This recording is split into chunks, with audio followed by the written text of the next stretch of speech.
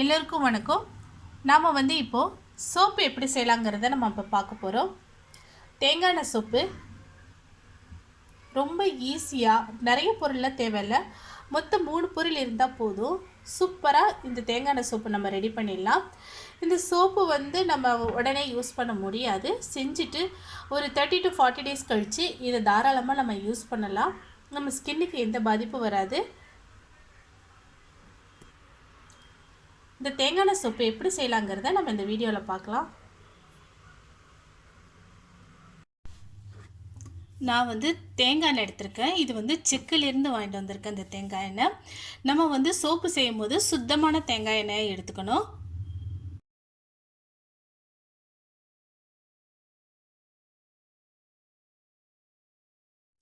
இப்போ நம்ம 1 லிட்டர் எண்ணெய் எடுத்திருக்கோம். 1 லிட்டர் 13 கப்பு ஃபுல்லாக வரும். 13 கப்பு எண்ணெய் எடுத்திருக்கோம். 1 லிட்ரு. இதுதான் காஸ்டிக் சோடான்னு சொல்லுவாங்க, கடையில் கிடைக்கும். 1 கிலோ 100 கிராம் 200 கிராம்லாம் கடையில் தரமாட்டாங்க. 1 கிலோ 75 ரூபாய்க்கு தருவாங்க.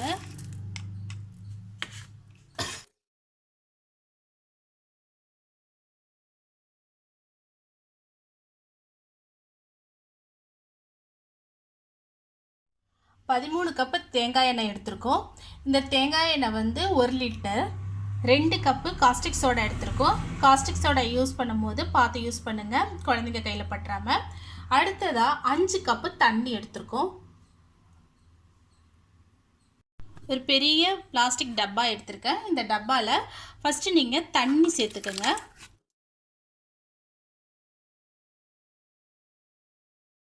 இந்த தண்ணியில் இப்போ காஸ்டிக் சோடா சேர்த்துக்கலாம்.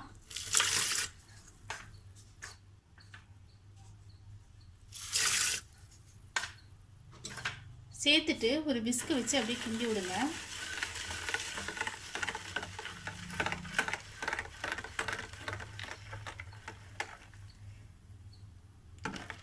தண்ணி லைட்டாக சூடாகும். இது மேலே பாருங்கள், எனக்கே கைக்கு ஆவி வருது.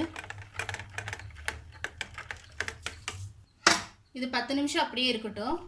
10லேருந்து 15 நிமிஷம் வரைக்கும் ஆச்சு. இப்போ நம்ம என்ன பண்ணுறோன்னா, இந்த தேங்காய் எண்ணெய் எடுத்து இதில் ஊற்றிக்கலாம்.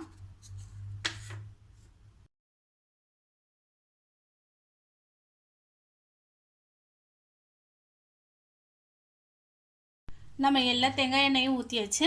நீங்கள் விஸ்கு வச்சு கலக்கினாலும் ஓகே தான். அப்படி இல்லைன்னா இதை மாதிரி ஹேண்ட் பிளெண்டர் இருக்கும் பாருங்கள், இது 150 ரூபா தான். இது வச்சு கூட நம்ம யூஸ் பண்ணிக்கலாம். இது தோசை மாவு பதத்துக்கு வர்ற வரைக்கும் இதை கிண்டி விட்டுட்டே இருக்கணும். இல்லைன்னா இதை மாதிரி எக் பீட்டர் வச்சு கூட யூஸ் பண்ணிக்கலாம்.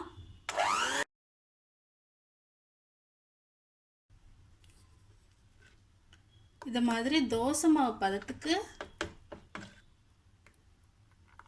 நம்ம பீட் பண்ணி எடுத்துக்கணும்.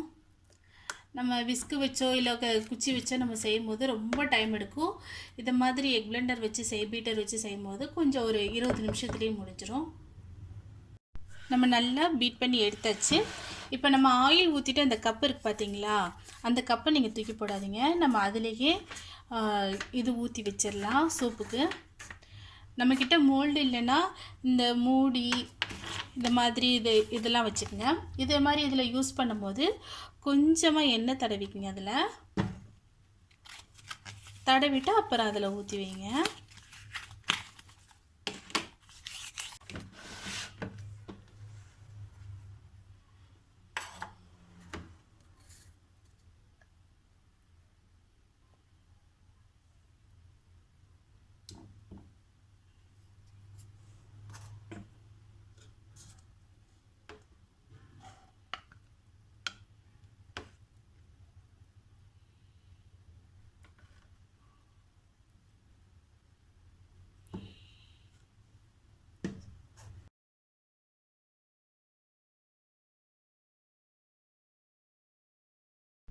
பாருங்கள், நம்ம எல்லா கப்லையும் நம்மக்கிட்ட என்னென்ன பாத்திரம் இருக்கோ, சின்ன சின்ன மூடி, இதை மாதிரி மூடி, கப்பு, இதை மாதிரி இதில் நம்ம ஊற்றிட்டோம். நம்ம கரைக்கும் போது ரொம்ப கெட்டியாக ஒரு மாதிரி கூழ் பதத்துக்கு இருந்துச்சு. கொஞ்சம் நேரம் கழித்து பார்த்திங்கனாக்கா இட்லி மாவை விட கெட்டியாகிடுச்சு. இது பாருங்கள், இனி இதை ஊற்றினாலுமே வராது. இது ஒரு 24 ஹவர்ஸ் அப்படியே இருக்கட்டும். அதுக்கப்புறம் நம்ம என்ன பண்ணலான்னு பார்க்கலாம்.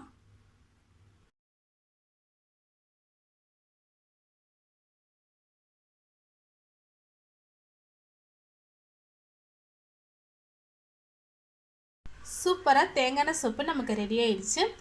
இதுக்கு வந்து உங்ககிட்ட மோல்டு இல்லைன்னா பேப்பர் கப்பில் ஊற்றிக்கங்க. நான் வந்து இதோட டிசைன் அழகாக இருக்குதுன்னு சொல்லிவிட்டு இந்த பாத்திரத்தில் ஊற்றினேன், இந்த கண்ணாடி இதில். ஆனால் இது வந்து ஒட்டியிருக்கு, வரவே இல்லை. அதனால் நீங்கள் வந்து இந்த மாதிரி பேப்பர் கப்பில் ஊற்றிக்கிட்டிங்கன்னா உங்களுக்கு ஈஸியாக இருக்கும். பாருங்கள், சூப்பராக ரெடி ஆயிடுச்சு.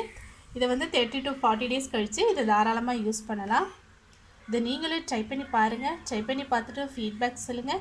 இந்த மாதிரி மேலும் நல்ல நல்ல தகவல்களுக்கு மறக்காமல் கீழே உள்ள சப்ஸ்கிரைப் பட்டனையும் பெல் சிம்பிளையும் அழுத்துங்க. தேங்க்யூ.